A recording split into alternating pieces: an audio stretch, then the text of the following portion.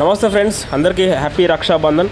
And ముఖ్యంగా మన మహేష్ అన్నకైతే many more happy returns of the day. Mahesh అన్న, ముందు నువ్వు ఇంకెంతో మంచి పని చేయాలని మనస్ఫూర్తిగా కోరుకుంటున్నాను. అలాగే SSMB 29 నుంచి ఒక అప్డేట్ అనేది వచ్చేసింది భయ్య. నిజంగా ఎక్స్పెక్ట్ చేయలేదు అసలు.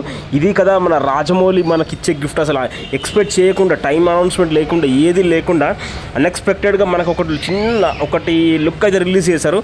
సో ఒకసారి అయితే చూడండి. సో మన మహేష్ బాబు మెడలో అయితే మన శివుడికి సంబంధించిన ఒక లాకెట్ అయితే ఉంది. ఆ లాకెట్కి సంబంధించిన లుక్ అయితే రిలీజ్ చేశాడు మన రాజమౌళి సార్. అబ్బాబాబా, ఏమన్నా ప్లానింగా, అసలు ఏం చెప్పకుండానే ఇలా రిలీజ్ చేశారు. ఇక మనకు ఫస్ట్ రివీల్ నవంబర్లో అయితే, అంటే ఫస్ట్ లుక్ లాంటిది నవంబర్లో అయితే వస్తుంది. నవంబర్ 2025లో SSMB 29కు సంబంధించిన ఒక లుక్, ఏదో ఒక ఇంపార్టెంట్ అప్డేట్ అయితే మనకైతే రాబోతుంది. అసలు మాటలు లేవు, మాట్లాడుకోవటం లేవు అసలు.